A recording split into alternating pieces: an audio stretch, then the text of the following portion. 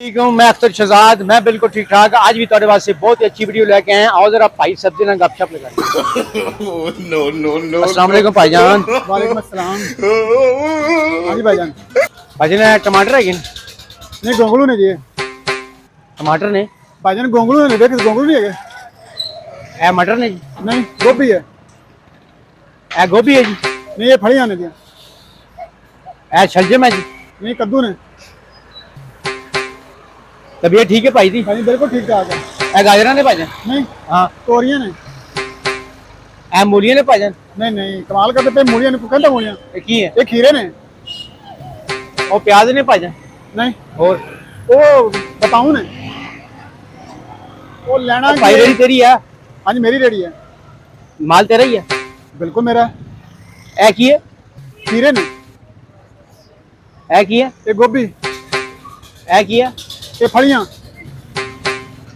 ए की है ये पुदीना ए मिर्चा ने नहीं नहीं वाह बे वाह ये भिंडी तोरी है और यार कुछ सही गल कर की हो गया तेनू यार तू सिर्फ पूछना लेना की है इधर भाई टमाटर लेने हैं टमाटर लेने ने हाँ तो फिर टमाटर लेना है जो आखी है तू की तैਨੂੰ आखी नज़र है पैंदा एक की ही हैगा? चीज है एक ही चीज है नहीं ये तैਨੂੰ नजर पैंदा की चीज है ये मैं तो टमाटर नजर आ रहे तो फिर टमाटर ही है ना ठीक है किलो टमाटर तो की रेट है 200 रुपए किलो ने 200 रुपए किलो हाँ जी और ऐड कर भाई ऐ की है ये सीधा करके वो छां वास्ते लाया था अच्छा ऐ की है तो यार तंग करना है कि लेना है किसान आधा किलो प्याज दे अच्छा किलो टमाटर दे ते 2 किलो गाजरा दे दे बल्कि आप फलियां तू कह ना गाजरा नहीं है की चीज है ये खीरे ने ये खीरे दे दे फिर 2 किलो है खीरे तेरे अगे पैन ने ऐ खीरे है ना हाँ जी ये गाजरा ने फिर तेरे हिसाब ਨਾਲ फिर गाजरा मरदियां यार तू इंज पूछण दे जिवें तेन पता नहीं पिया की चीज है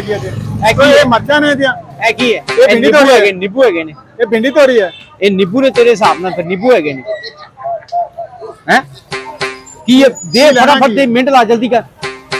टमाटर लेने सिर्फ हाँ जी टमाटर भी लेने ने सब्जी प्याज भी तो लेने ने ऐ की है भला ये गोभी है ये हरी मिर्च हैगी फिर है कमाल की दिखना यार किलो आ दे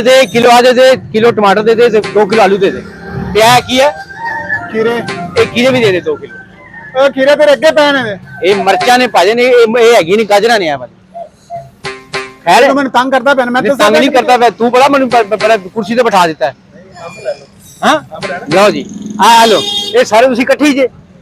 ये सारे आउट है ने अंब की गल हो रही बरदारी का तू कदे तेरी आ गाजरा तू कहना मेरे खीरे दे दे ये गाजरा ने और की है अच्छा भजन गल है भी किलो किलो सारी सब्जी तोल के ना और मैं सामने बैठा तो दे दियो तो मैं गले करना मजाक है मैं नाराज भी होना तो खुश भी नहीं होना खुश हो तो पैसे देना ठीक है ओके कैमरा लगे जरा बाय बाय कर दे हैं बहुत शुक्रिया मेरे बेल आइकन प्रेस करेंगे ताकि साडे हर आने वाली वीडियो तक पहुंच सके और नहीं देता अंत इजाजत अल्लाह हाफिज़।